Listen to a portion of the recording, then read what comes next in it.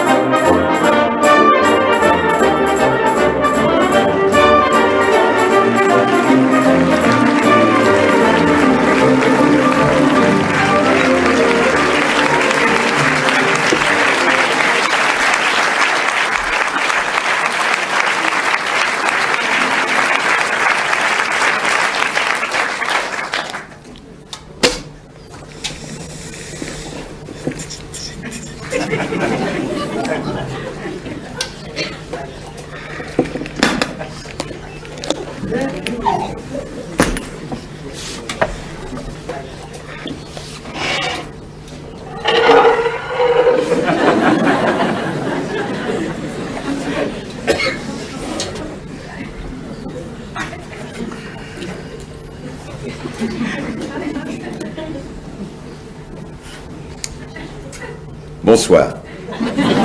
Chut. Bien.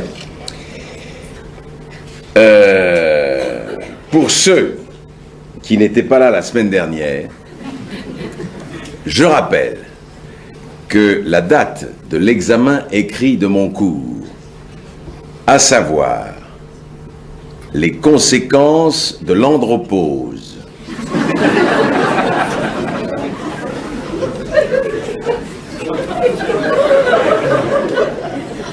chez le babouin,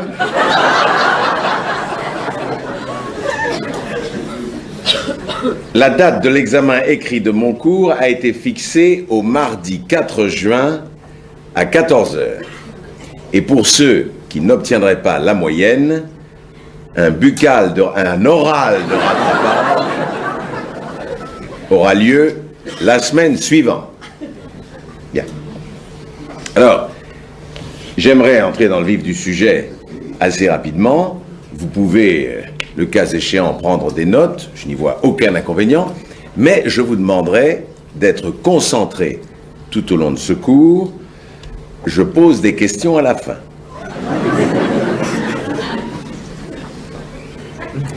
Alors, nous avons vu la semaine dernière ce qui différenciait le mode de reproduction dans les sociétés monomatriarcales type fourmi ou abeille de la sexualité chez l'homme. Et nous en avons conclu que Maya l'abeille était une grosse salope.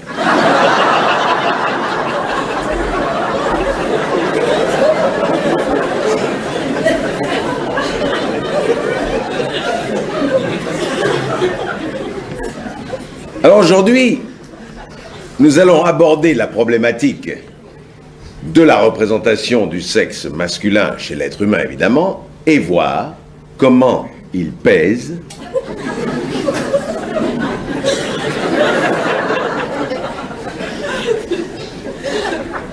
sur les relations hommes-femmes dans notre société occidentale. Qu'est-ce que le sexe de l'homme? C'est la question. Comment le définir? Comment le prolonger? Dans sa définition, au-delà de l'évidence biologique qui veut que ce soit un corps caverneux ponctué par une paire de testicules.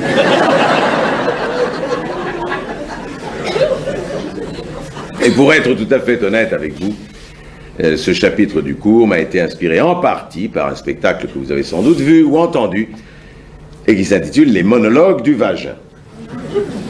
Et ce cours pourrait être en quelque sorte le pendant des monologues. J'ai pensé qu'il y avait là un créneau, une brèche, et comme tout professeur qui se respecte, je m'y suis engouffré. Paf! Que! Bite! Bout! Dard! Biroute! Nœud! Braquemar! Gourdin! Tromblon! Démonte pneu!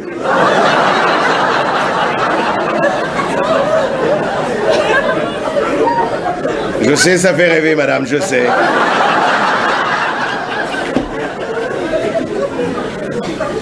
Vie, quéquette, kiki, mandrin, goumi, chibre, manche à couilles, bâton, colonne, pâle. Le premier qui répond présent, je le sors. Bigoudi, piège à mémé,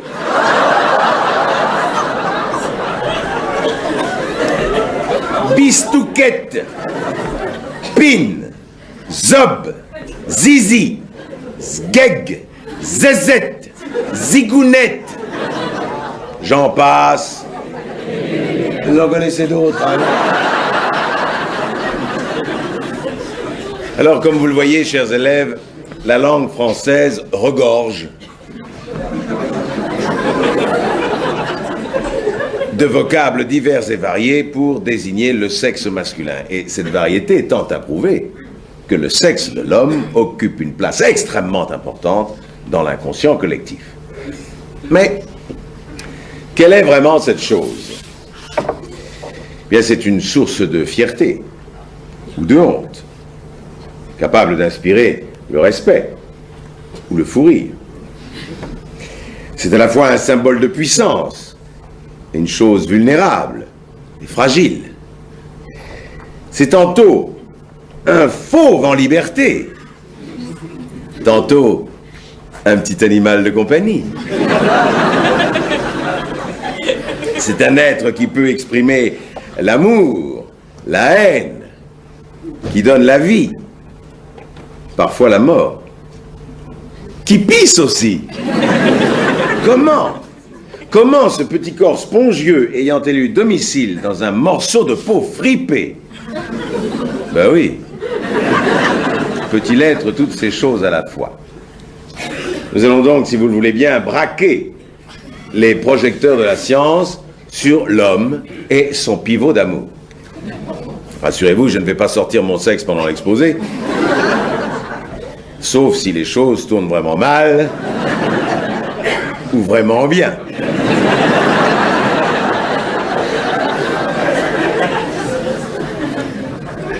Alors, nous allons tenter de répondre ensemble à un certain nombre de questions fondamentales, et comme par exemple, la taille du sexe est-elle vraiment importante?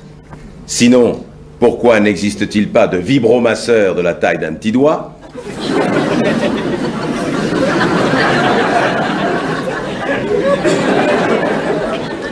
Comment font les hommes quand devenir dur devient de plus en plus dur?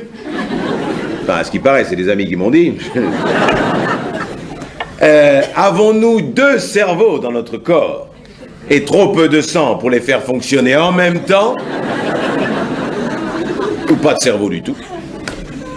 Les hommes sont-ils tous paresseux, arrogants, tir au flanc, branleurs, obsédés? Pourquoi John Wayne Bobbitt, pas le cow-boy, hein, celui dont la femme coupa le pénis pour le balancer dans le jardin du voisin, pourquoi John Wayne Bobbitt déclenche-t-il l'hilarité générale à la simple évocation de son nom, alors que si on faisait quelque chose de vaguement identique à une femme, on serait aussitôt considéré comme un monstre sanguinaire? Pourquoi est-ce aussi drôle quand ça arrive à un homme? Voici.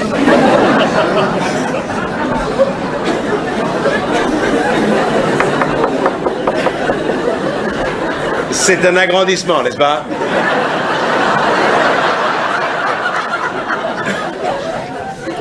Ça pourrait être la carte du PC de Rony Sous-Bois, tellement il y a de circulation. Alors, vous avez tous reconnu la coupe des organes génitaux masculins, avec ici le canal épididymaire, qui se transforme en canal déférent pour aboutir dans l'urètre de la Vierge. Si quelqu'un ouvre un de vos testicules et en étire minutieusement ce petit canal tubulaire, il finira direct à Sainte-Anne, moi je vous le dis. Et c'est précisément ce que Jeffrey Dahmer, ici présent, dont l'intelligence inonde le visage, comme vous le voyez. C'est ce que Jeffrey Dahmer, le cannibale de Milwaukee, a découvert à ses dépens. On en a trouvé tellement chez lui de canal épididymaire qu'au début on pensait qu'il se nourrissait que de vermicelle. Une sorte de Don Patillo à l'américaine, si vous voulez. Il a été incarcéré, on ne le reverra plus, Dieu merci. Mais, pour en revenir au sexe proprement dit, le meilleur moyen d'estimer la taille du sexe d'un individu, c'est de le lui sortir pour le mesurer avec une règle.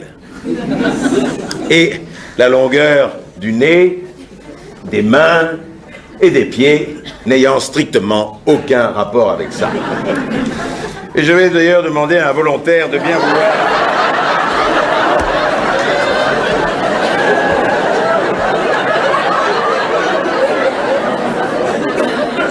L'ambiance change.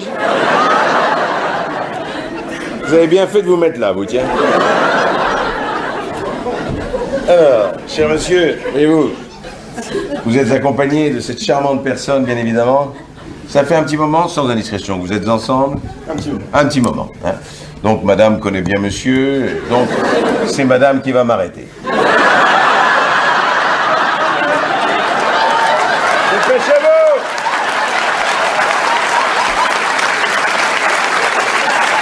Et voilà le travail. C'est pas fameux, hein. Eh, qu'est-ce que vous voulez? Allez, je vous donne une deuxième chance. Dans l'autre sens.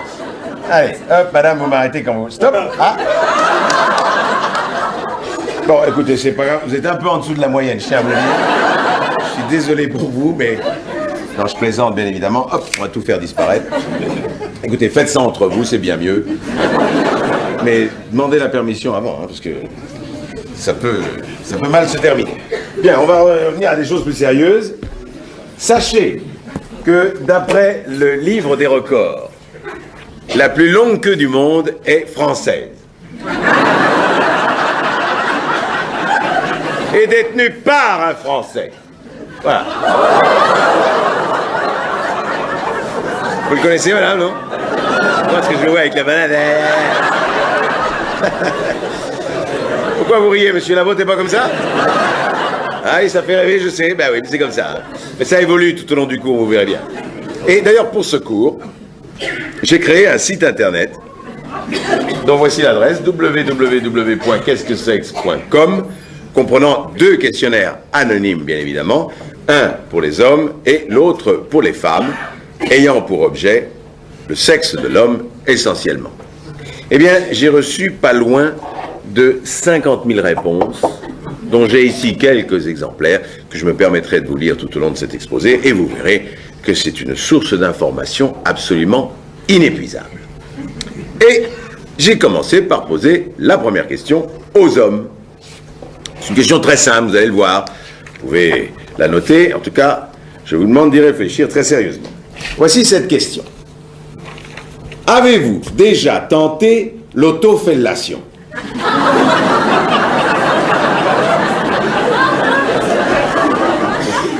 Sceptique, madame, ça ne vous concerne pas, hein, je vous dis. Alors, l'autofellation, je vous dis ce que c'est. Alors, ça n'est pas se faire tailler une pipe dans la voiture, déjà. Auto, rien à voir. Auto vient du latin soi-même et fellation du français la pipe. Alors, à la question, avez-vous déjà tenté l'autofellation? Oui, 68%. Ce sont les chiffres officiels. Non, 32%. 68% des hommes ont déjà essayé. Si on arrondit un peu, ça fait 69. Mais en tout cas, il faut un bon ostéo. Hein. Parce que si ça dure, bonjour les lombaires. Hein, je vous le dis. Alors évidemment, après cette première question, il en est une tout à fait naturelle et logique, je dirais. Avez-vous réussi? Oui, 17%. Non, 83%. 17% ont réussi. Il y en a peut-être parmi vous d'ailleurs. En tout cas, il faudra qu'ils m'expliquent comment ils font. Ce sont peut-être des gens de petite taille, ou des contorsionnistes, des acrobates. C'est exceptionnel. C'est étonnant. Moi, ça me rappelle un de mes amis, camarade de chambrée à l'armée, qui, alors lui, il n'arrêtait pas. Du matin au soir, du soir au matin, il n'arrêtait pas. C'est pas compliqué. On l'avait surnommé Rintatin. Comme le chien, oui. Oui, parce que les chiens se lèchent la bite. Hein.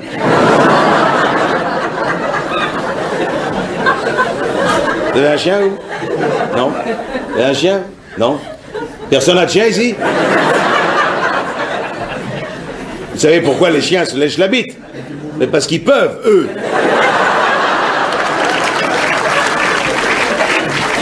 Vous n'imaginez pas. Vous n'imaginez pas la somme d'énergie qu'il faut pour préparer un cours comme celui-ci. J'ai passé des mois et des mois à parler que de bites, à éplucher des volumes entiers de littérature pénienne, à discuter avec les hommes de leurs zizi et par-ci et par-là. Voici, c'est décidé, l'année prochaine, je fais un cours sur les gros nichons. Et vous reviendrez, hein? Eh oui, oui. Je sais pas si vous avez remarqué comme en une petite phrase, je viens de réaffirmer ma virilité. Hein? Excusez-moi, mesdames, mais pour un homme, penser à son sexe en permanence a quelque chose de dévirilisant. C'est vrai. Cette chose qui pend entre nos jambes, ça nous gêne. C'est lourd.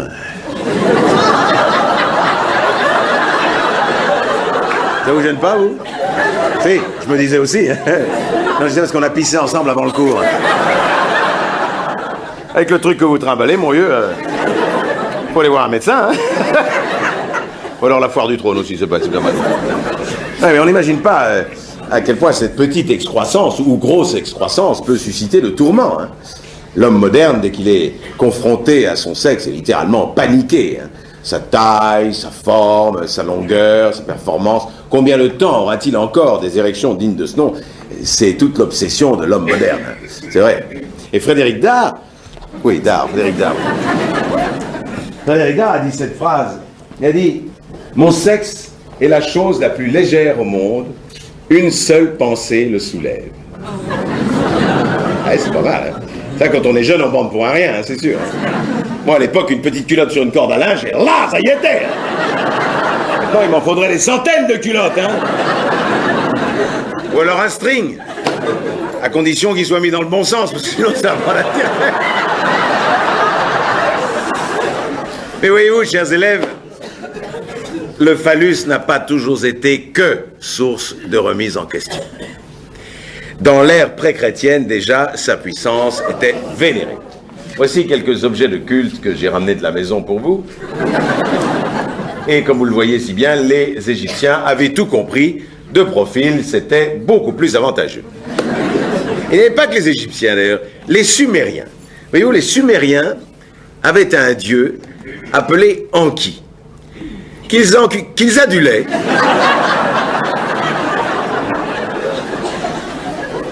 en grande partie à cause de ces grosses parties. Et voici un de leurs cantiques. Assoiffé de désir, le père qui se tendit, tel le taureau prêt à charger. Puis son pénis se dressa et il se mit à éjaculer, remplissant l'Euphrate de flots abondants. Ça, c'est du cantique. On a l'air malin avec notre pomme et notre serpent, là. Le mec remplit un fleuve entier avec sa semence, l'Euphrate. Et c'est pas tout. Dans la foulée, Anki entreprend de creuser des canaux d'irrigation avec son instrument. Il invente le mode de reproduction sexuée, donne naissance au premier bébé, et pour finir, s'élève aux cieux. Voilà le genre de divinité qu'il faudrait aduler. Les églises seraient bondées. Mon Dieu à moi creuse des canaux d'irrigation avec sa ciboulette. Et si vous l'accrochez au mur, ça fait porte-manteau. C'est génial. Ah, c'est extraordinaire. Et chez les Romains non plus. Le sexe en érection n'avait rien d'indécent. Certains riches propriétaires l'avaient même fait peindre sur les murs de leur villa. Et à Pompéi, nous avons découvert cette fresque magnifique, voyez-vous, ce priape étonnant, avec cette phrase « Hic habitat felicitas ». Et tous les latinistes en puissance que vous êtes traduiront facilement cette phrase. N'est-ce pas, monsieur? Oui, il ne sait pas du tout, oui. Monsieur, sûrement? Non plus, non plus. Monsieur, non plus. Monsieur, non plus. Personne. Bien. Ben, je vais vous la traduire, cette phrase. C'est ici que le bonheur habite.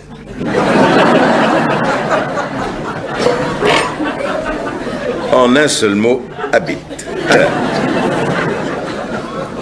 il y a eu des époques, voyez-vous, où le sexe de l'homme était même littéralement vénéré, où il symbolisait la fertilité. Vous voyez? 2 pour le prix d'un. La puissance, ça c'est moi. J'ai pensé que ça vous ferait plaisir. La beauté, Sarkozy.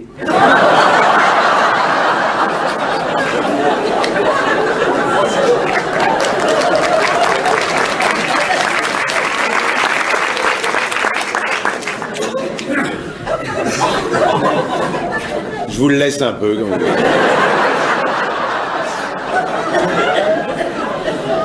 Maintenant qu'il tient les cordons de la bourse.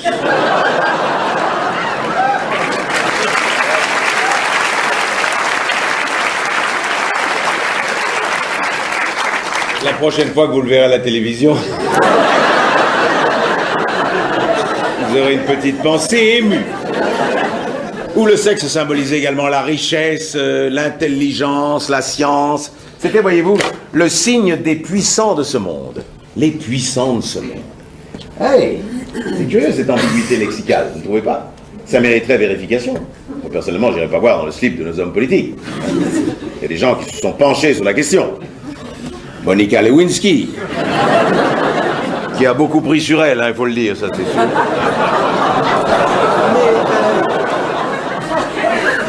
C'est curieux comme les noms de certains de nos hommes politiques ont des consonances équivoques. Regardez, Raymond Barre, Balladur, De Gaulle, là, hop là. Jack Lang, Pompidou. Alors, quelquefois, il suffit de rajouter 1 ou 2 lettres. Hein. Enfin, Jospin, ça fait Jospin, bien joué. Le Pen, ça fait... Bon, la pine, madame.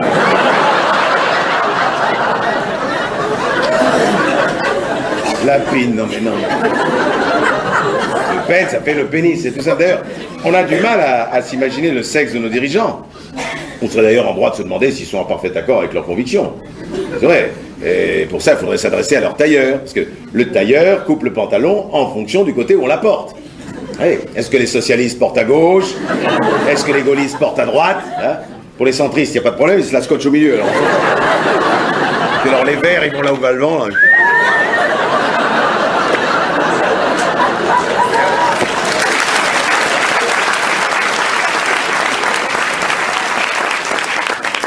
Bref, je disais donc qu'à certaines époques, le sexe de l'homme était littéralement vénéré. D'où la question fondamentale. Qui est responsable de la dévalorisation du pénis? Qui a fait de ce symbole de fierté un objet de honte? L'homme? Certainement pas. Mais alors qui? Les femmes? C'est marrant, j'avais pas pensé à ça. Mais oui, les femmes! Les femmes dénigrent, rabaissent, tirent vers le bas nos organes génitaux. Et ça fait mal! Elles minimisent l'importance de notre sexe. Enfin, en dehors de monsieur que j'ai croisé tout à l'heure aux toilettes, elles minimisent l'importance de notre sexe parce qu'elles sont jalouses. Voilà. Eh oui, mesdames, vous vous sentez inférieur aux hommes parce que vous n'avez pas de bite entre les jambes et vous êtes jalouses. Vous pouvez y aller, vous pouvez y aller, vous pouvez y aller, vous vous fatiguerez avant moi. Ça n'est pas moi qui le dis, c'est lui. C'est le grand Sigmund Freud lui-même qui le dit. Il avait une théorie fondamentale là-dessus. Il pensait que les femmes étaient jalouses de sa superbe verge et que c'est la raison pour laquelle aucune d'entre elles ne voulait être sa copine. Vérifions ensemble si vous le voulez bien. J'ai demandé aux femmes, êtes-vous jalouses du sexe des hommes? Oui, 19%. Non, 81%. 19% de oui quand même. Ce qui est un chiffre assez important. Enfin, tout est relatif. Parce que si on regarde de près ce qui motive les oui, ça se gâte un peu. Voici quelques témoignages.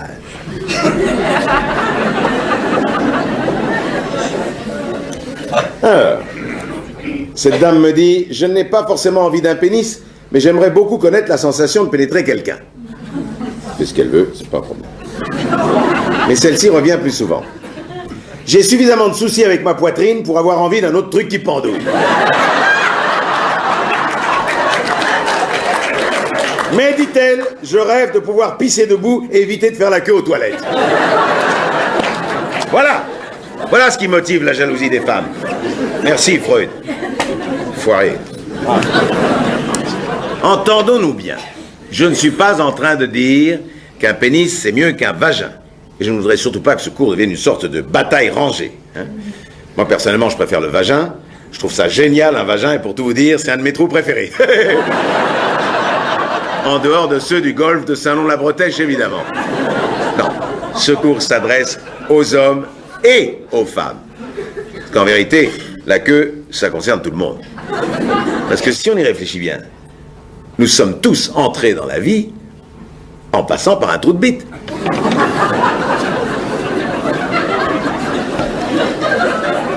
Alors, dit comme ça, c'est pas très valorisant, je vous le concède. Mais c'est un fait scientifique. Nous sommes tous les vainqueurs d'une course implacable entre 600 millions de spermatozoïdes pour arriver le premier à l'ovule. Hop là!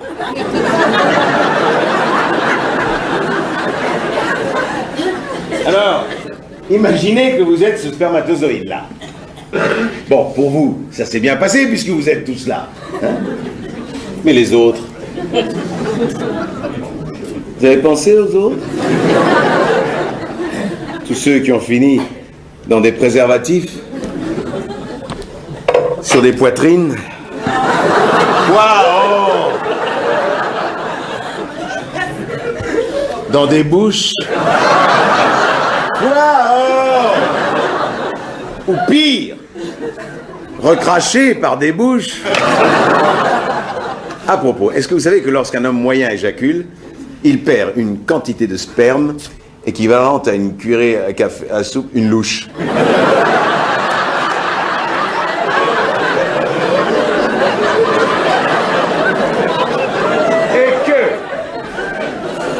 Et que, d'après une étude scientifique extrêmement rigoureuse, la valeur nutritive... Quoi? Oh! La valeur nutritive de cette quantité de sperme équivaut à 2 beefsteaks, 10 oranges et 3 citrons. Plus besoin de régime, les filles. Merveilleux. Merveilleux.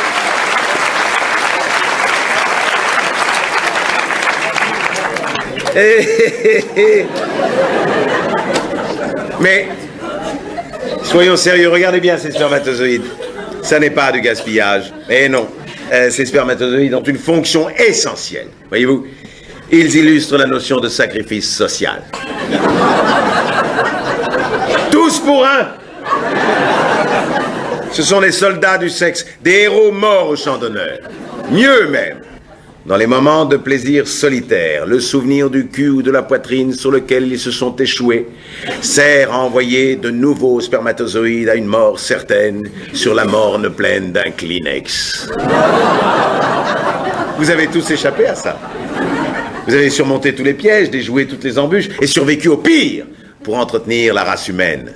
Vous êtes les vainqueurs de la plus implacable des loteries. Pas besoin de grattage, on les a tous niqués au tirage.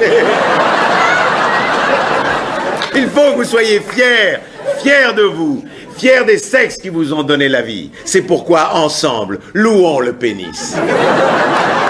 Honorons de notre mémoire ces verges vaillantes qui, tête la première, ont percé le mystère de la vie en pénétrant dans les ténèbres du vagin. Gloire à toi, paternel phallus. Hymen.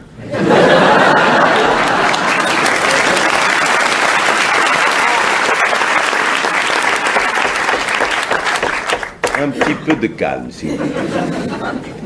Vous noterez qu'inconsciemment, nous venons tous d'avoir une pensée pour les sexes de nos pères en érection. Et c'est pas une chose à laquelle on pense tous les jours. Et les sexes de nos pères étaient certainement très différents les uns des autres, que vous et moi, vous et vous, vous et vous, etc., etc.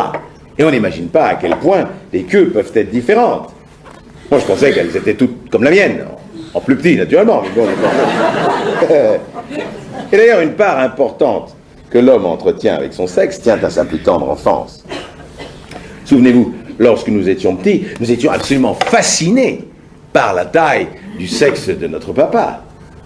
Et à l'école, les concours, à qui pissait le plus haut? Mais qu'est-ce qu'on pissait haut? Eh bien, c'est fini, moi je peux plus, c'est terminé.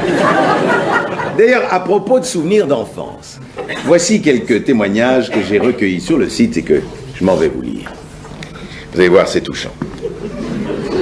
Alors, ce monsieur me dit, quand j'étais petit, je cachais mes Legos dans le prépuce. Ça, c'est sûr que sa sœur pouvait pas les piquer, hein, ça. Celui-là. Mon père m'a dit que si j'arrêtais pas d'y toucher, elle tomberait. Elle est tombée. Celui-là. La première fois que j'ai vu Amanda Lear à la télé, j'ai eu une érection. J'avais 5 ans. Depuis, je suis en thérapie. Ça va faire 53 ans, mais j'ai presque fini. Mais la manière dont les hommes vivent leur sexe tient aussi au regard que les femmes portent dessus. C'est pourquoi j'ai demandé aux femmes de me décrire le pénis le plus extraordinaire qu'elles aient vu. Voici quelques réponses. Alors, une paysanne m'écrit du Cantal. J'en ai vu un, il était petit comme un bébé hamster quand il n'a pas encore sa fourrure. Ou alors celle-ci. Sa taille était normale, mais il présentait une sorte de déviation au bout, si bien qu'on aurait dit que le trou se trouvait pas exactement au milieu. Je l'ai quand même sucé. Elle est gentille. Cette Marseillaise. J'en ai vu une très fin, un peu comme les crayons que j'utilisais à l'école maternelle. Elle ne dit pas s'il y avait une gomme au bout et si elle le mâchouillait. Cette dame qui m'écrit de Namur, en Belgique. On aurait dit un Snickers. Même taille, même forme, mais pas le même goût, hein.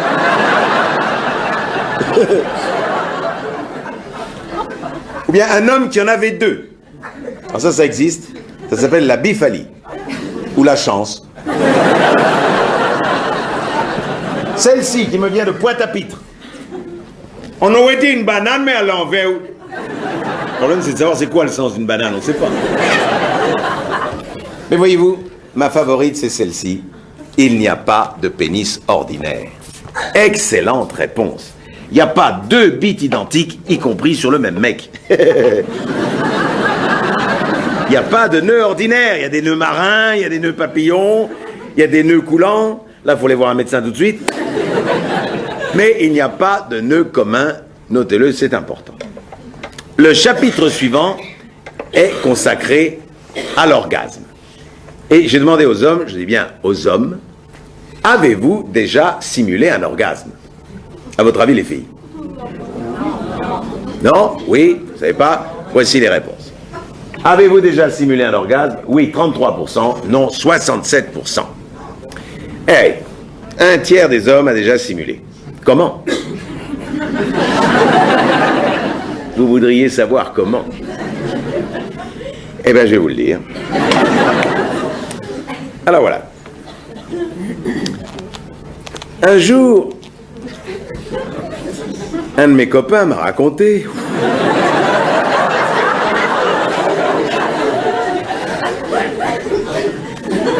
qu'il prenait sa partenaire en levrette depuis suffisamment longtemps pour savoir que c'était sans espoir. Alors, laissez-moi me concentrer. Il a éternué violemment, il s'est retiré d'un coup en lui aspergeant le dos. Hatcha! Eh ben, il y a cru. Et, physiologiquement, c'est pas tout à fait de la simulation. Parce qu'il y a une certaine jouissance dans l'éternuement. L'orgasme nasal, ça existe. Vous allez sortir tout à l'heure dans la rue, hop, un petit coup de vent, petit courant d'air, vous allez éternuer. La fraction de seconde qui précède l'éternuement proprement dit est tout à fait jouissive. Ça vient comme ça, ça monte là, et au moment où vous allez éternuer, pensez-y! Vous aurez envie de recommencer. En plus, vous penserez à moi, ça me fera plaisir. J'ajouterais qu'on pourrait établir un tableau de comparaison entre les différents types d'éjaculation et les différents types d'éternuement. En effet, il y a l'éjaculateur précoce, mais il y a aussi l'éternueur précoce. Ah, l'éternueur précoce, c'est celui qui n'a pas le temps de trouver son mouchoir. Ah, ça! Et hop! Et il en met partout. Il y a celui qui se retient.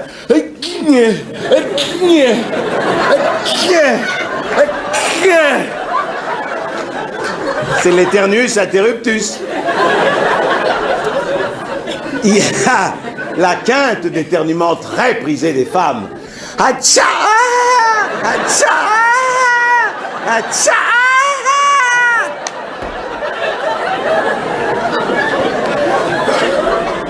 Encore un petit coup.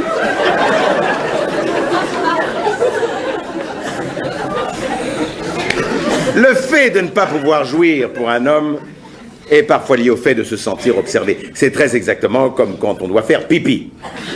C'est pourquoi j'ai posé la question aux hommes, éprouvez-vous des difficultés à pisser à côté d'un autre homme?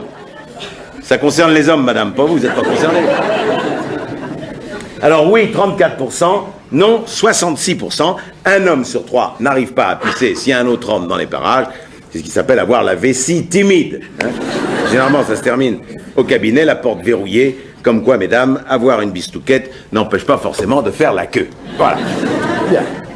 Alors, par ailleurs, aborder la problématique du sexe masculin dans notre société, c'est également aborder celui de la circoncision. Voici une fresque magnifique, et dans certaines régions, jusqu'à il n'y a pas très longtemps, la plupart des hommes étaient circoncis, quelle que soit leur religion. Une question d'hygiène. Un sexe circoncis serait plus facile à entretenir. Encore que laver un sexe non circoncis, ce ne soit pas les 12 travaux d'Hercule. Hein. Donc les mecs, le dimanche matin, quand vous lavez la bagnole, un petit coup de Karcher et on en parle plus.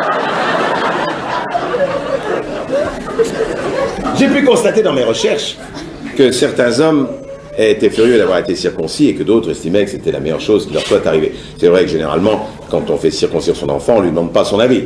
Hein, et les parents devraient sérieusement peser le pour et le contre. Si je fais circoncire mon fils, où est-ce qu'il va ranger ses Legos? On n'y pense pas assez. Et le fait qu'on vive plus ou moins bien l'absence de ce petit bout de peau prouve que les hommes se définissent en partie d'après la forme de leur sexe. C'est un des problèmes majeurs chez l'adolescent, sans parler des soucis de friction pendant la masturbation. Parce que le passage du statut de petit garçon à celui d'adolescent c'est la découverte de la branlette. Et oui, mesdames, nous sommes tous fiers d'avoir été des petits branleurs. Il n'y a pas de mal à ça, bien au contraire. Se tirer sur l'élastique, c'est le nec plus ultra de la célébration du zizi.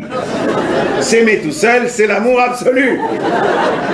C'est pourquoi j'ai demandé aux hommes combien de fois par semaine vous masturbez-vous. Le maximum est de 300. C'est un berger des Landes qui m'a écrit.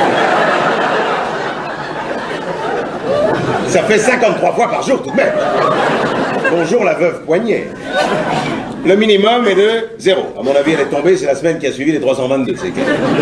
Et la moyenne est de 6. Et oui, madame, même Dieu a eu besoin d'un jour de repos. Notez que selon certaines croyances, la masturbation serait une sorte de viol psychique. On aurait une relation sexuelle imaginaire sans le consentement de la personne à laquelle on pense.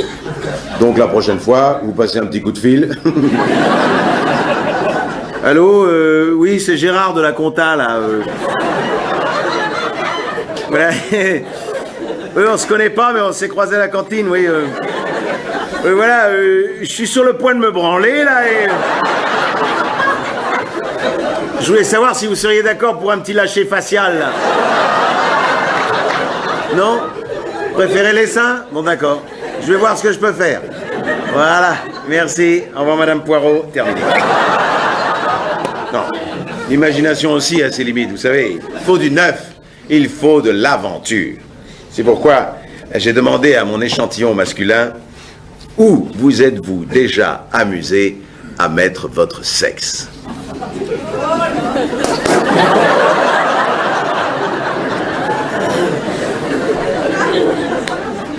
J'aurais peut-être pas dû. Car voici quelques-unes des 3000 réponses que j'ai reçues. Accrochez-vous.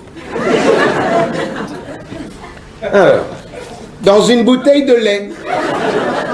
Longue conservation, j'espère. Dans un pot de moutarde. En cuisine, ça s'appelle une queue de porc à la dijonnaise.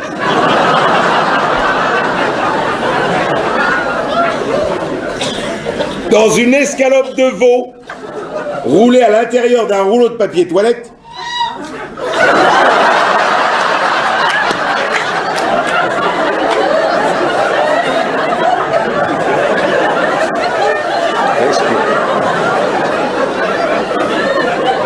Respirez, détendez-vous. Je reprends pour vous. Soyez concentrés, mademoiselle. Donc, je disais, dans une escalope de veau, roulée à l'intérieur d'un rouleau de papier toilette, avec quelques cuillerées de confiture par-dessus. Non, mais attends. Non, plus le temps passe, plus une question m'obsède. C'est de la confiture de quoi qu'il a mis? Dans un tuyau d'aspirateur. En marche. Ah! Chez le médecin, il dit, vous avez un truc au bout là. C'est un aspirateur, ça. Dans le trou d'une clôture de jardin. J'imagine la gueule du jardinier. Dans des glaçons. Ça la tiendrait plus longtemps, ça. Dans mes nounours préférés quand j'étais petit. Alors uniquement les préférés, hein. Et ceux qui parlent. Encore.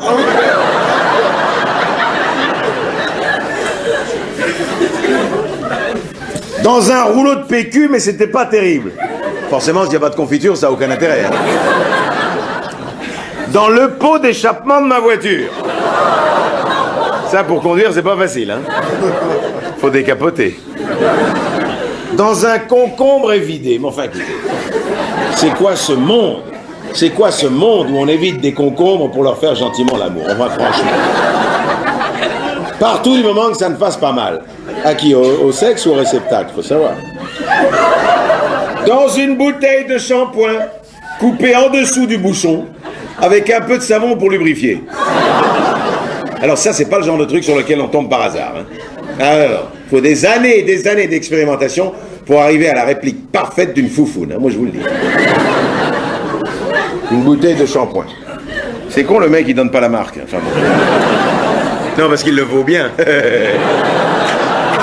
Bah, calmez-vous. Calmez-vous. Les enfants, allons. Alors, j'en ai comme ça des milliers, on pourrait y passer des heures. Mais ça n'a strictement aucun rapport avec le type de sexualité. C'est pourquoi j'ai demandé aux hommes de quel bord êtes-vous. Alors, hétérosexuel, 70%. Homosexuel, 19%. Bisexuel, 11%. Zérosexuel, 1%. Michael Jackson. 70% des hommes se disent hétéros purs et durs. Pas une seule pensée homosexuelle dans leur tête, pas une seule expérience homosexuelle tout au long de leur vie. Comme si pour un hétéro, être soupçonné d'homosexualité, c'était la pire des choses. Enfin, les filles, me dites pas que la plupart de vos mecs n'ont pas été tentés une seule fois par la sodomie. Hein? Écoute, Minou, tu voudrais pas essayer pour voir, là, allez? Allez! C'est mon anniversaire! Pour 70% des hommes, avec une femme, c'est normal. Avec un homme, c'est contre les lois de la nature. C'est carrément n'importe quoi. Hein? En fait, si les hétéros ne supportent pas qu'il y ait le moindre doute sur leur sexualité, c'est parce qu'ils n'admettent pas qu'il y a une part d'homosexualité en chacun de nous. Hein? En fait, l'homophobie, c'est pas de la haine, c'est de la peur. Et peur de soi plus que les autres, d'ailleurs. Donc, si vous ne voulez pas en être l'esclave, il faut essayer de la vaincre, de la dominer. Et la prochaine fois que vous voyez passer la Gay Pride, vous prenez votre courage à deux mains et allez-y! Vous assisterez à des scènes du genre Tu sors, chérie? Oui, je reviens dans 5 minutes. Tu vas chercher les cigarettes? Non, je vais à la Gay Pride. Mais enfin, Robert, ça fait 30 ans qu'on est mariés. Eh ben, justement. Moi, ce que j'envie aux homos, je vais vous le dire, c'est leur identité. Pendant des années, ils ont été jugés, persécutés à cause de leur sexualité, mais aujourd'hui, ils ont atteint le stade où ils savent exactement qui ils sont et ce qu'ils veulent. Ils se foutent complètement de ce que les autres peuvent penser d'eux. Ils ont ce respect pour eux-mêmes, cette confiance en eux-mêmes, cette conscience d'eux-mêmes que les hétéros n'ont pas. Et c'est ça qui fait un homme. Et pas le fait de mettre son sexe dans celui d'une femme, dans le cul du voisin ou dans le pot d'échappement d'une bagnole. J'irai même plus loin. Les homos ont résolu le nœud même du problème. Eh oui, ils sont parvenus à la célébration ultime de la bite. Non seulement ils célèbrent la leur, mais ils célèbrent aussi celle des autres. Ils donnent l'exemple. Et un jour ou l'autre, toutes les grandes causes ont besoin d'homosexuels. Le chapitre suivant est consacré à l'érection. Et j'ai demandé aux femmes, que ressentez-vous lorsque votre partenaire n'arrive pas à avoir une érection? Alors, soit les femmes culpabilisent, je me sens grosse. Soit elles font culpabiliser les hommes. Il doit être pédé. Puis alors, il y a les femmes pleines de compréhension devant une panne comme celle-ci. En tant que neuropsychiatre, je sais qu'il y a une foule de raisons possibles, mais je peux difficilement lui dire « T'inquiète pas, mon chéri, c'est juste un dysfonctionnement passager de ton hémisphère occipital extérieur gauche. Maintenant, si tu pouvais me bouffer la chatte... »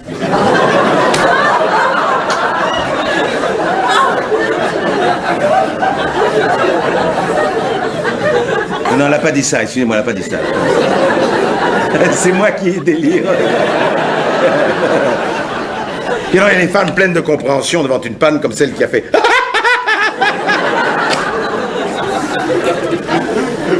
Vous imaginez le traumatisme. Finalement, je vais vous dire une bonne chose. L'avantage de faire l'amour à un concombre, c'est que si ça marche pas, il se moque pas. Il a compris qu'on n'était pas fait pareil. Il vous dira, t'en fais pas, mon chéri, c'est pas grave. Tu me finiras ce soir en salade, c'est rien.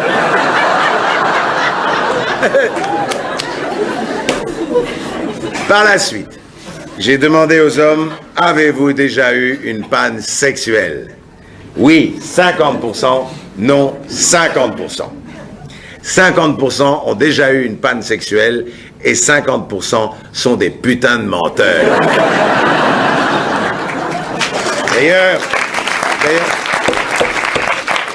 D'ailleurs, il peut y avoir différentes causes. Les médicaments, l'alcool, la fatigue et mille autres raisons. Voici des témoignages.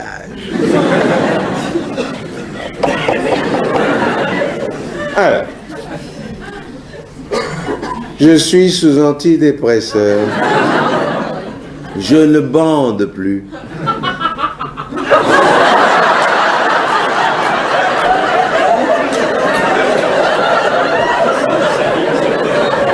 Ça vous rappelle des souvenirs, mon petit? Je reprends. Je suis sous antidépresseur. Je ne bande plus. Mais comme je suis sous antidépresseur, je m'en fous.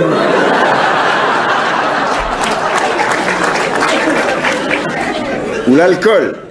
Ah, plus moyen de bander, dis donc. Mais vu que je me suis branlé 322 fois la semaine dernière, vous allez voir une raison. Ou alors celui-là. Elle avait beau me sucer, il n'y avait rien à faire. Hein. Je me suis senti con. Mais comme j'étais à 230 sur l'autoroute, je me suis dit que c'était peut-être mieux comme ça. Ou alors tout simplement le fait de trop y penser. Si on y pense trop, ça ne marche pas. Eh oui, c'est peut-être une des raisons pour lesquelles les hommes réfléchissent si peu quand il s'agit de sexe. C'est parce que nous ne pouvons pas y penser. Une érection, c'est psychosomatique. Ça ne dépend pas de nous. Et, à propos de l'importance psychologique de son sexe pour l'homme, j'ai posé une question très simple. J'ai demandé aux hommes si, pour une raison ou pour une autre, un jour ou l'autre, vous étiez amenés à choisir entre ces trois propositions. Être aveugle, être sourd ou être impuissant, qu'auriez-vous choisi? Voici les réponses. Aveugle, 45%, sourd, 45%, impuissant, 10%. Et, comme à chaque cours, j'interroge au hasard quelques élèves pour connaître leur choix. Monsieur, cher monsieur, qu'auriez-vous choisi parmi ces trois propositions? Chauve. Chauve.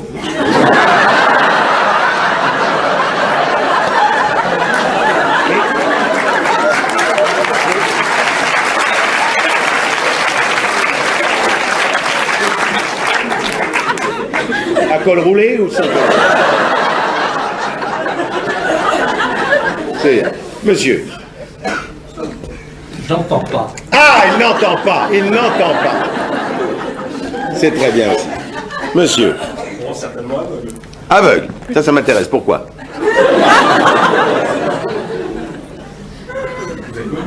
Ah non, moi je ne sais pas, c'est vous qui choisissez. Aveugle, vous ne savez pas pourquoi. Comme ça, aveugle. Tiens. Monsieur? Les trois. Les trois d'un coup. Il vous restera la parole. Monsieur? Vous ne savez pas. Monsieur? Sourd. Sourd aussi? Pourquoi?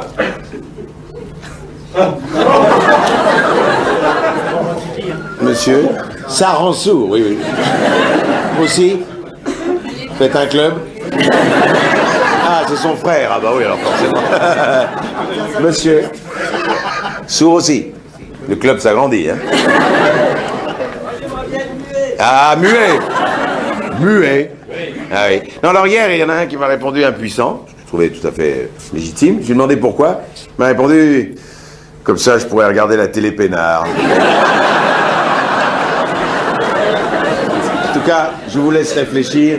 Ça peut susciter des débats à la maison jusque très tard dans la nuit. Mais pour en revenir à l'aspect psychosomatique de l'érection, j'aimerais que nous fassions ensemble une petite expérience.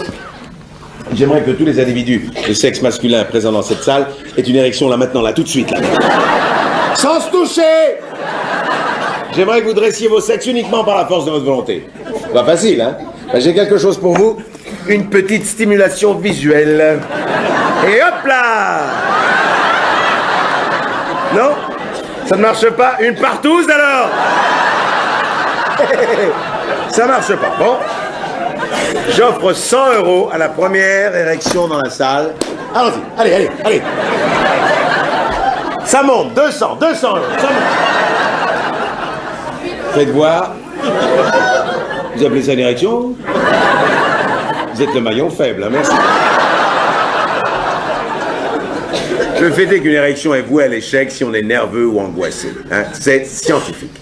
Et d'ailleurs, la nature est bien faite. C'est ce qui permet de fuir en cas de danger. Vous imaginez sprinter avec une troisième jambe de 80 cm? Je sais, 80 cm, c'est petit pour une jambe, je suis d'accord. Mais comme dit le proverbe belge, jambe petite, 80 de bite. Bref, pour en revenir à l'érection, cette anxiété croissante et paralysante dans notre société est un réel problème pour l'homme. Il vacille devant les attentes grandissantes des femmes en matière de performance sexuelle. C'est pourquoi j'ai demandé aux hommes, ressentez-vous la pression de la performance? Oui, 43%, non, 57%. 43% de oui, vous vous rendez compte? Presque un homme sur deux ressent la pression de la performance. Nous aussi, mesdames, nous avons besoin d'être sécurisés, rassurés, choyés. Il y a une part de psychologie, de finesse, de doigté dans l'érection. Hein? Et éviter ce genre de réaction. Hein? Suce à la pouffe qui pouffe face au paf en panne.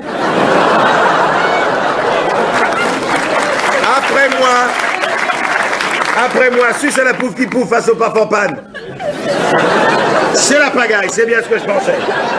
Je demandais aux femmes de me dire ça au premier rang. Ça va très bien se passer. Madame, alors madame, vous êtes obligée d'y passer, tout le monde y passe. Alors madame, détendez-vous, respirez. Répétez après moi. Suce à la pouffe qui pouffe. Suce à la pouffe qui pouffe. Face au paf en panne. Face au paf en panne. Excellent, un jet maintenant. Enfin, je me comprends. Alors attention, allons-y. Hop. Suce à la pouffe qui pouffe. Face à la paf, il n'y a pas de la paf. C'est au paf. Et c'est déjà pas si mal, hein? C'est pas si mal. Je vais demander à votre camarade ici d'essayer de s'en sortir. Alors, suce à la pouffe qui pouffe. Suce à la pouffe qui pouffe. Face au paf en panne. Face au paf en panne. Alors, d'un coup, suce à la pouffe qui pouffe face au paf en panne. Suce à la pouffe qui pouffe face au paf en. C'est pas mal, mais c'est pas facile à dire. Et pourquoi c'est pas facile? Parce que vous êtes sous pression, c'est une chose difficile à faire. C'était pour vous montrer que la pression, c'était important. 43% des hommes subissent la pression de la performance. Un homme sur 3 n'arrive pas à pisser s'il y a un autre homme dans les parages. Et un homme sur 3 a déjà simulé un orgasme. Et on appelle ça le sexe fort. Les hommes ne savent plus qui ils sont ni où ils sont. C'est la raison pour laquelle il faut rendre hommage aux héros qui ont su redonner du lustre à la bite. Des hommes comme lui.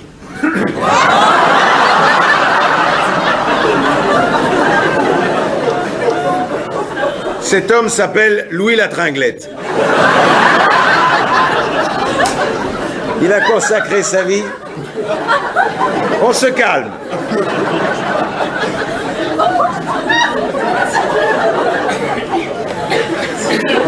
Il vous fait un drôle d'effet, madame. Cet homme a consacré sa vie à bâtir le temple du pénis. Le musée phallologique canadien. Et c'est dans ce musée que Louis la Tringlette a rassemblé les exemplaires péniens soigneusement tranchés. Ah oui, c'est horrible. Soigneusement tranchés de chaque mammifère canadien dans du formol séché ou accroché au mur. Alors je suis allé au Canada, vous allez le rencontrer là-bas, et je lui ai demandé, Monsieur la Tringlette, comment cette collection a-t-elle commencé? Voici ce qu'il m'a répondu, c'est le compte-rendu de notre entretien. Alors, il me dit, ça a commencé tout petit, là. Quand on abattait un taureau à la ferme, je récupérais toujours son pénis pour le sécher puis en faire un fouet. Un fouet? Oui, un fouet. Plus tard, j'ai été nommé principal dans le collège d'Amtéport. À la conserverie de baleines, ils étaient au courant de mon intérêt pour la chose. Du coup, ils m'ont ramené plein de pénis de baleines. Je savais plus où les mettre, calice. Du coup, j'ai loué un local, et je me suis dit qu'il pourrait être intéressant de recueillir cette partie de l'anatomie sur toutes les espèces mammifères vivantes du Canada. Je lui dis uniquement du Canada? Ben oui, c'est grand le Canada. Et puis collectionner les pénis de tous les mammifères du monde, c'est pas possible. On m'aurait pris pour un dingue. Je vends aussi des moulages et puis des petits souvenirs. On essaye de mettre une pointe d'humour dans tout ça, comme cette corde à sauter avec ses poignets moulés sur différents modèles. C'est important d'avoir un hobby pour l'équilibre. Il y en a qui croient qu'il faut pas être tout à fait normal pour collectionner des pénis. Mais tout le monde peut point collectionner des timbres ou des tire-bouchons. Bien sûr, je lui dis bien sûr, mais vous n'avez pas de pénis humain dans votre collection. Non, non, non, non, non.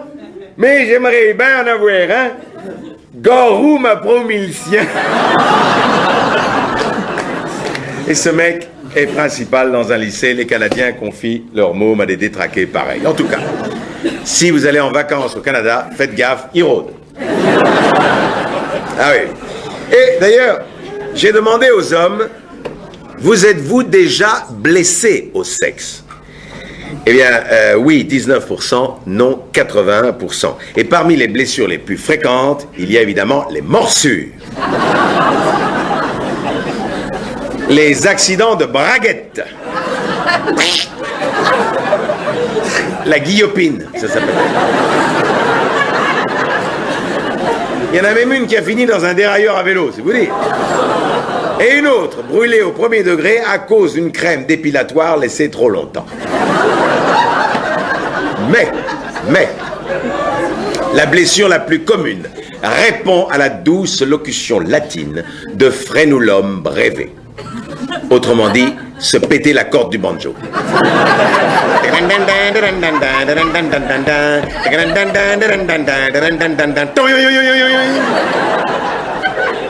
Voici un témoignage. Je venais de rencontrer une femme à la libido démesurée et nous en étions à la 6e ou 7e pénétration de la nuit.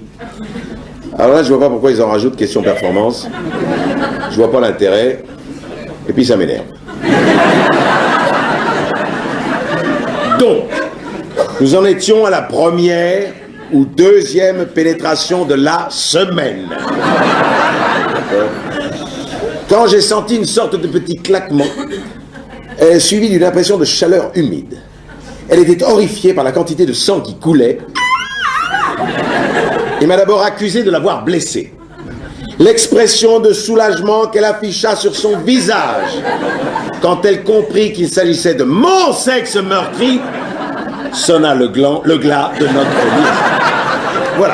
Voilà toute la compassion des femmes pour notre membre blessé. Hein? C'est bien fait, c'est ça? Hein? Vous trouvez ça drôle, un sexe blessé? Pourquoi?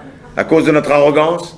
Enfin, si vous étiez né avec tous ces doutes sur la puissance de vos érections, sur la forme, sur la longueur, sur la taille de vos sexes, est-ce que vous ne seriez pas tenté de compenser un tout petit peu, vous aussi, les filles? Hein, les filles? Hein, les filles? Hein? Réfléchissez à ça, ça me ferait plaisir. Alors, sur ce, j'ai demandé aux hommes, avez-vous déjà été embarrassé par la taille de votre sexe? Oui, 27%, non, 73%. 27% de oui, ça veut dire que 27% des mecs sont inquiets à cause de la taille de leur sexe. Du coup, j'ai demandé aux femmes, vous êtes-vous déjà ostensiblement moqué de la taille du sexe d'un homme? Oui, 27%, non, 73%.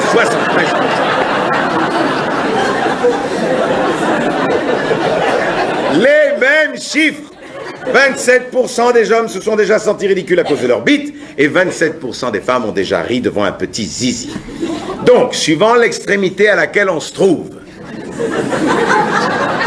ce sont les mensurations de notre queue qui provoquent le plus ou l'hilarité ou la consternation. Ce qui nous amène directement à la question suivante. Quelle est la longueur en centimètres de votre sexe? Alors. Eh bien,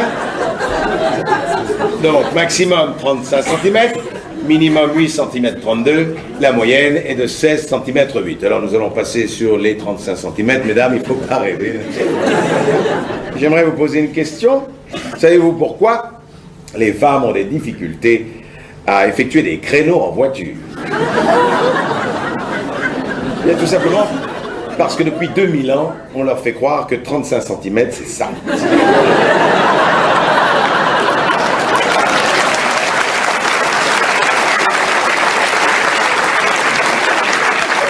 Donc on va dire 17 cm en gros, enfin en moyenne, soit 3 cm de plus que lors des statistiques publiées auparavant. Donc il y a deux possibilités. Ou bien les mecs à grosse bite adorent remplir les questionnaires sur le net, ou bien quand un homme se mesure lui-même le sexe, il s'enfonce la règle comme ça dans le monde, il fait 15, 16 et demi, 17, je le savais. Je me suis ouvert le bide, le con.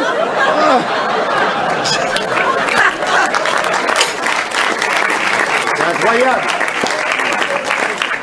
C'est incroyable comme les hommes éprouvent toujours le besoin d'en rajouter. Et même quand le questionnaire est anonyme, ils éprouvent le besoin de mentir.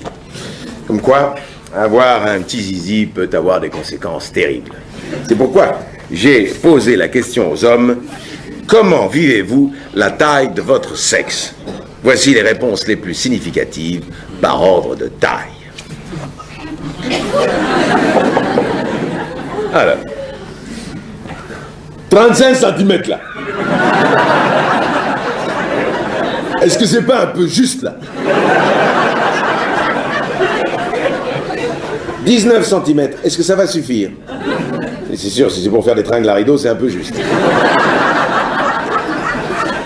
Ouais, 17 cm, là, ouais. Ouais, j'ai l'impression d'avoir un sérieux problème, là, ouais. Ouais, ça fait 2 ans que je suis avec une meuf, ouais. Et chaque fois que j'en parle, elle dit que je suis un gros bouffon, ouais, ouais.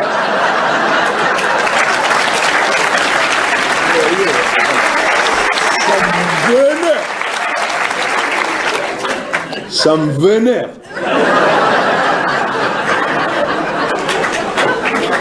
15 cm, je me sens con. 15 cm, je me sens con. 15 cm, je me sens con. Il espère quoi, qu'on les additionne, lui? 13 cm. On baisse plus. Ma femme est superstitieuse.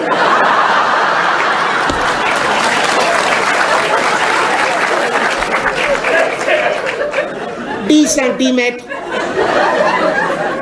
Est-ce que c'est pas un peu grand, là? 5 cm. Oui, mais en érection. Ok, ça existe, ça s'appelle le micro-pénis. Ah ouais, mais il y a des moyens chirurgicaux pour remédier à ça. En coupant le tendon qui relie une partie du pénis à l'os pubien, on peut gagner 1,5 cm. C'est pas le bout du monde, mais si ça peut faire plaisir. D'ailleurs, se faire rallonger le sexe, c'est un marché aujourd'hui extrêmement florissant. Alors ça, je vous le dis, ça marche très bien. Je vous passe les pilules et les crèmes. J'ai essayé, ça marche pas. Mais il y a plus simple. Il y a la pompe à vide. Hein? Vous connaissez là? Ah, il connaît. La pompe à vide, c'est le même principe que l'aspirateur. Hein? D'ailleurs, on en vend à la sortie pour ceux qui...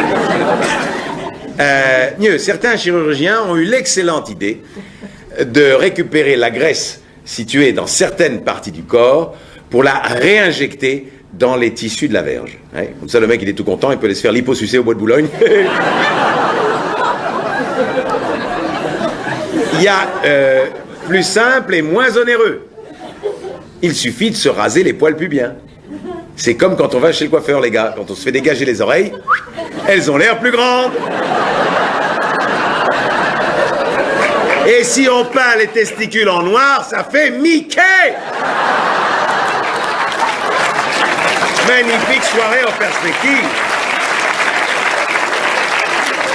Oh oui, cela dit, se raser les poils pubiens n'est pas sans conséquence sur l'avenir de la race humaine. En effet, si les hommes ont du poil au sexe et sous les bras, c'est parce qu'ils ont une fonction bien précise. Ils diffusent des effluves qui permettent d'attirer et d'exciter le partenaire sexuel. Donc les mecs, la prochaine fois que vous allez à la plage, vous ressortez le moule burne avec les poils bien peignés.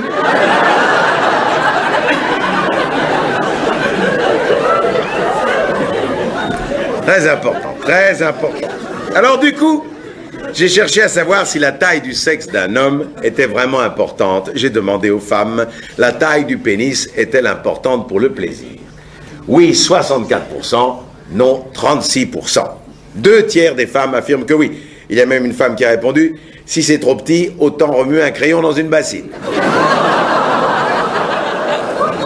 Un crayon dans une bassine, c'est sûr qu'il y a un problème de taille, là. Est-ce qu'un problème de taille peut suffire pour mettre fin à une relation? Oui, 24%, non, 76%. Pour 24%, c'est oui.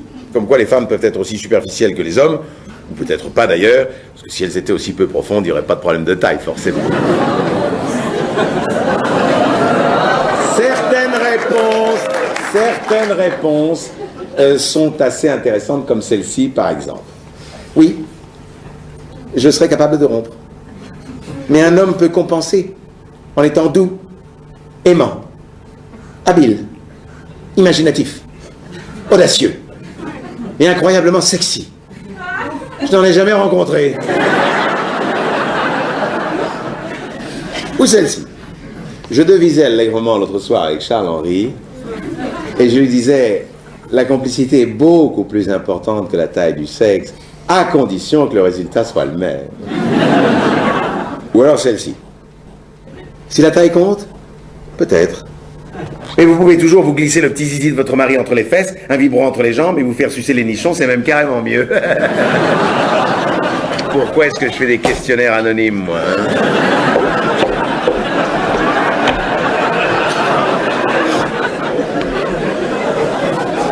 Donc, presque une femme sur 4 serait prête à rompre à cause de la taille de notre sexe. Cela dit, pour être honnête, tout le monde a des exigences physiques sur son partenaire, hein. Une femme sur 4 ne voudrait pas de moi si je mesurais 1m55 et si j'étais gros. Une femme sur 4 ne voudrait pas de moi si j'étais chauve avec le dos poilu. Donc si vous êtes petit, gros, chauve, avec le dos poilu et une petite bite, ça fait 5 femmes sur 4 qui vous enverraient chier, hein, c'est normal. Cela dit, tout le monde a un petit défaut. Hein? Tout le monde a quelque chose qu'il aimerait changer. Généralement, chez les femmes, c'est quelque chose de plus visible, d'ailleurs. Hein, les seins trop petits ou les fesses trop grosses. Enfin, les filles, je vois vraiment pas pourquoi vous vous inquiétez. Depuis qu'on sait qu'un mec peut faire l'amour avec un rouleau de PQ rempli de confiture.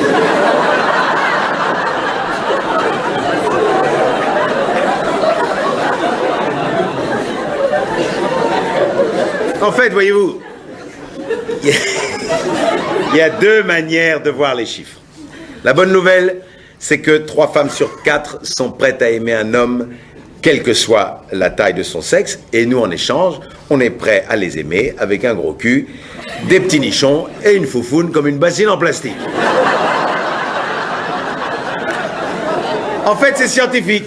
La taille moyenne du phallus est de 16 cm et celle du vagin est de 16 cm aussi. D'ailleurs, vous en connaissez beaucoup, vous, des femmes qui aimeraient se faire déboîter les cervicales par l'intérieur?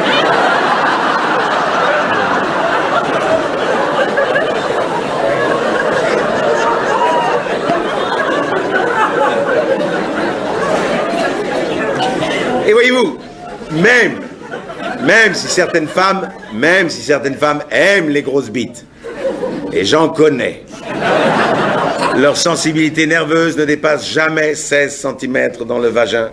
C'est exprès, sinon les accouchements seraient beaucoup trop douloureux, alors que là, tout le monde sait que c'est une partie de plaisir.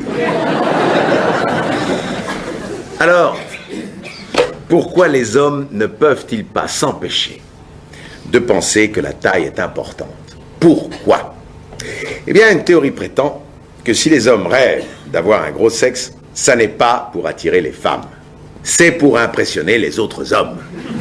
En plus, être monté comme un poney, c'est pas forcément la panacée. Une proportion non négligeable des femmes prêtes à rompre à cause d'une trop petite bite le ferait aussi si elle était trop grosse. Ça fait mal. Voici un témoignage.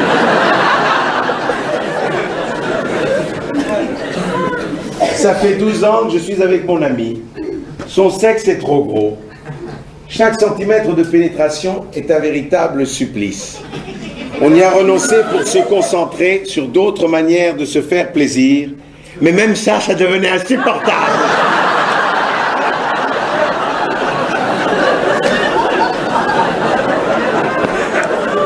Si l'on confond taille du sexe et virilité, c'est essentiellement la faute de l'homme, voyez-vous. Le simple fait d'avoir entre les jambes un truc capable de donner la vie fait de moi un homme, quelle que soit sa taille, sa forme ou sa longueur. Hein? D'ailleurs, tant qu'à avoir un organe surdéveloppé, autant que ce soit le cerveau, ou même le cœur. Ça, au moins, ça servira à quelque chose. Ou même une grosse vessie. Hein? On peut descendre 12 bières d'affilée sans aller pisser. On est la star du troquet. C'est vachement plus utile que la virilité. Bien, ensuite, j'ai demandé aux hommes, avez-vous déjà pratiqué le sexe à 3 ou en communauté? Oui, 34%, non, 66%. 34% de oui. Salaud. Moi non. Moi, un jour, j'avais une copine, j'ai demandé d'inviter une autre copine au lit pour échanger des points de vue. Elle m'a répondu, t'as déjà du mal avec une. On a rompu. Alors, c'est à se demander qui contrôle quoi, finalement. Hein. Est-ce que c'est l'homme? Est-ce que c'est sa queue? Finalement, j'ai demandé aux hommes, qui est le maître à bord? Vous ou votre bite? Moi, 73%, ma bite, 27%. 3 hommes sur 4 disent qu'ils sont les maîtres à bord et pas leur bite. Les hommes ne sont donc pas si obsédés que ça par le cul. Et d'ailleurs, si on regarde le nombre de partenaires sexuels que les hommes ont eu dans leur vie, on obtient les chiffres suivants. Regardez bien. 24% entre 0 et 1 partenaire, 71% de 2 à 50 partenaires, 5% plus de 50 partenaires. Un homme sur 4 a eu au maximum une partenaire et seulement 5% en ont eu plus de 50. Hein. Et puis dire que les hommes ont des mœurs plus légères que les femmes, c'est complètement ridicule. Pour s'envoyer en l'air, il faut être 2. Hein. Ou alors il y a une super salope qui se tape tout le boulot quelque part. Et d'ailleurs, à propos de rapports sexuels, savez-vous, chers élèves, que la moyenne mondiale des rapports sexuels dans le monde est de 96 fois par an, tout pays confondu. Et je me suis amusé à faire un petit classement. Et je suis dans le regret de vous annoncer que dans ce classement, nous les Français, nous n'arrivons pas les premiers. Les premiers dans ce classement sont les Américains. Comme quoi, on peut être con et tirer quand même. Alors, les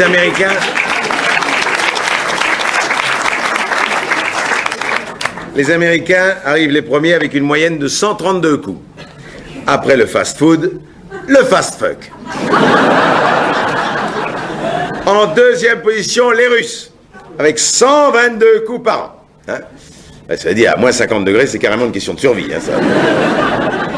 En troisième position, les Français, très bien, avec 121 rapports par an. Forcément, avec les 35 heures, ça laisse moins de temps pour baiser au boulot.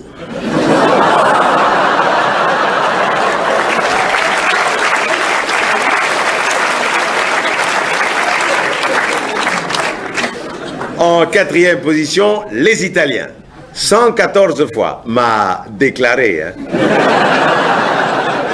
En cinquième position, les Anglais. 92 fois par an. Généralement, c'est à l'heure du thé, avec un petit nuage de lait pour tremper le biscuit. Et un petit peu plus loin dans le classement, nous avons en 17e position, les Japonais. 37 fois par an. Même fréquence que les tremblements de terre. Ça fait monter les bourses. C'est bon pour l'indice Nikkei. Nikkei. D'accord, laissez tomber, c'est pas grave, oubliez. En 153e position, les Corses. 12 coups par an. Un seul chargeur. Et, dans les profondeurs abyssales du classement, nous avons les Esquimaux. Avec une pénétration par an, mais elle dure 365 jours. Redevenons sérieux si vous le voulez bien. Ce qui se passe en fait, c'est que les femmes contrôlent l'accès au sexe. Les hommes tirent les coups que les femmes veulent bien nous laisser tirer. Et pour le reste, certaines personnes sont portées sur la chose, d'autres moins. La majorité se situe au milieu, indépendamment du sexe. On est pareil. En fait, depuis la révolution sexuelle, l'homme a perdu ses repères. Hein. L'émancipation de la femme, l'arrivée de la pilule contraceptive, l'égalité des sexes, la parité, etc., etc. Il ne sait plus où il en est. D'ailleurs, je pose une question officielle. Avons-nous encore notre place dans le monde moderne? La robotisation industrielle s'est substituée à notre puissance musculaire. Le guidage des missiles a remplacé la chair à canon. Le génie génétique peut se passer de nous pour la reproduction. Ne sommes-nous pas en train d'assister à la mutation des hommes en vulgaires producteurs de sperme, enchaînés dans des donjons par des femmes qui nous allaiteront comme des petits cochons? Mais j'espère bien. On n'aspire qu'à ça. Allez les filles, on se bouge le cul. Ça m'a l'air génial cette histoire de donjon. Je te l'ai dit Bernadette, je m'en faire mettre un à Brégançon. Et voilà.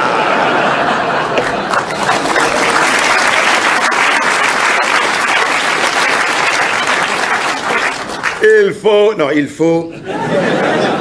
faut que l'homme se réaffirme et qu'il revendique son sexe et qu'il assume l'amour qu'il se doit de lui porter. C'est pourquoi, les garçons, j'aimerais qu'ensemble, après moi, vous répétiez dans la joie et la bonne humeur, j'aime ma bite.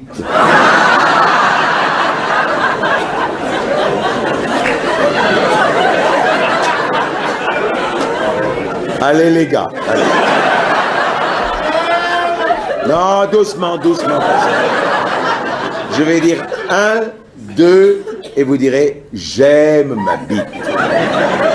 Allez les gars. Allez. 1, 2. J'aime ma bite.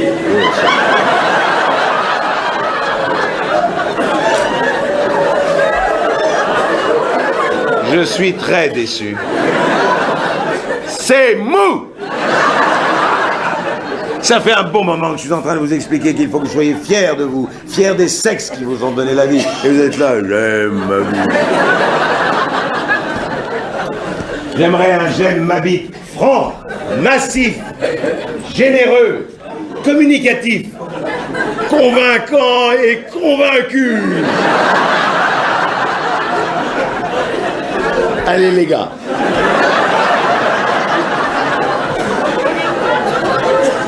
Un, deux. Voilà, bravo. Magnifique, magnifique. C'est super. Magnifique. Je suis fier de vous. Les filles maintenant.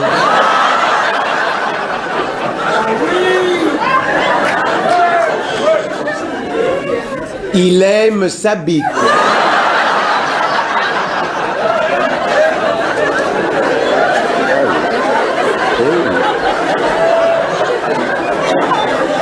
Allez les filles. Là-haut aussi. 1, 2. Très bien ça. Alors on va le dire une deuxième fois pour que vous l'acceptiez complètement ça. 1, 2. Magnifique. C'est très bien. Alors maintenant, je vais vous mettre à contribution une dernière fois, les filles. J'aime ta bite.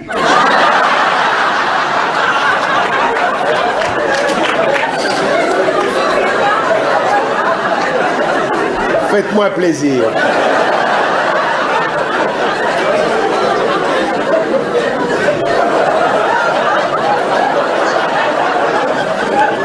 Un, deux.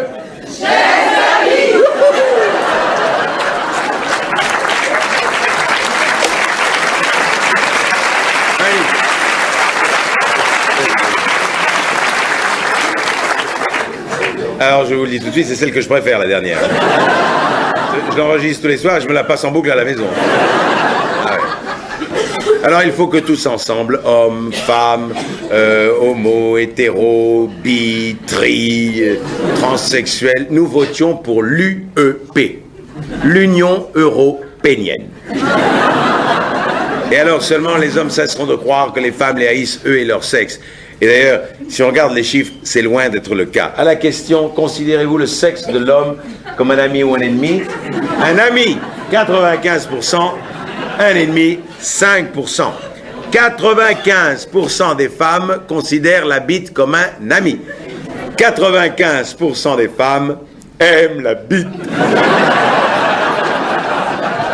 Et plus ça va, plus je me dis que les femmes savent exactement ce qu'elles attendent du sexe de l'homme, c'est merveilleux. Franchement, vous auriez préféré vivre à une époque où nos arrière-grand-mères copulaient 2 fois par an en pensant à la grandeur de la France, ou dans un monde où une femme est capable de dire sans rougir, vous pouvez toujours vous glisser le petit zizi de votre mari entre les fesses, un vibro entre les jambes et vous faire sucer les nichons, c'est même carrément mieux.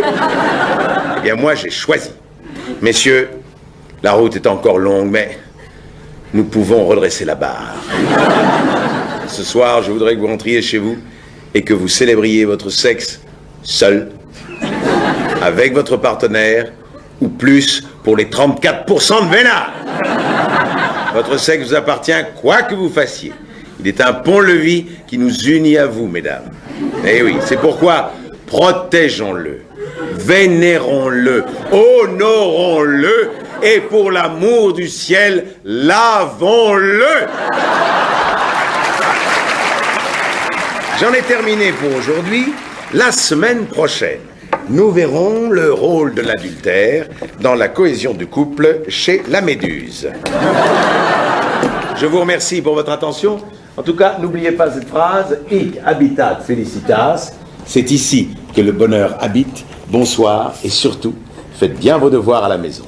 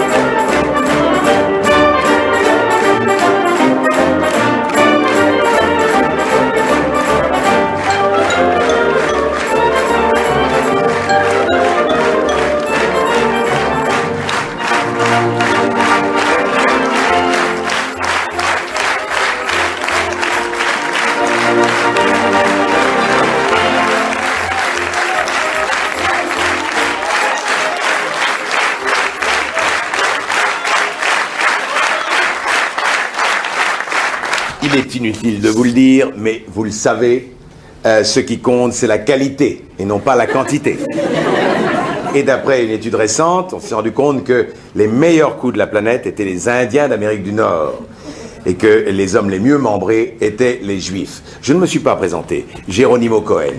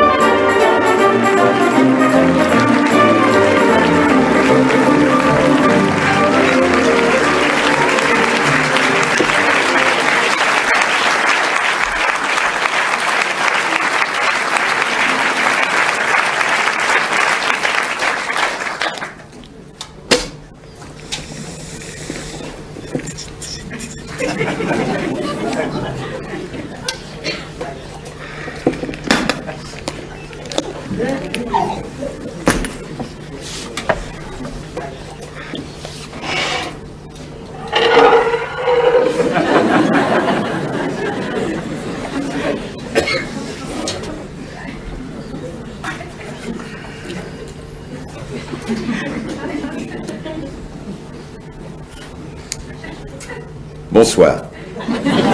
Chut. Bien.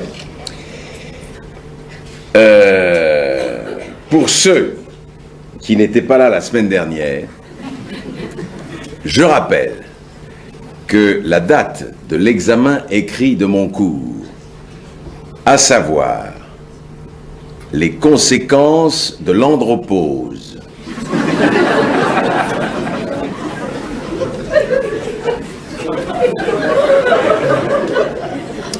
chez le babouin,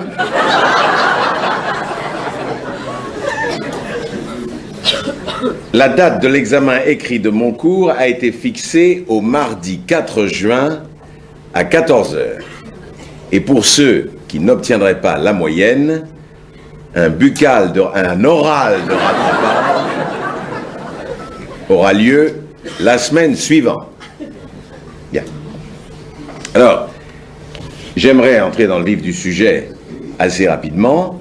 Vous pouvez, le cas échéant, prendre des notes. Je n'y vois aucun inconvénient. Mais je vous demanderai d'être concentré tout au long de ce cours.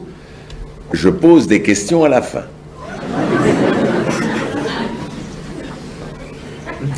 Alors, nous avons vu la semaine dernière ce qui différenciait le mode de reproduction dans les sociétés monomatriarcales type fourmi ou abeille de la sexualité chez l'homme.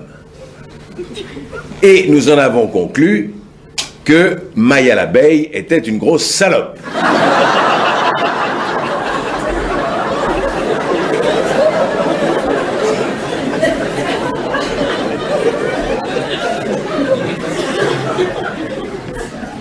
Alors aujourd'hui, nous allons aborder la problématique de la représentation du sexe masculin chez l'être humain, évidemment, et voir comment il pèse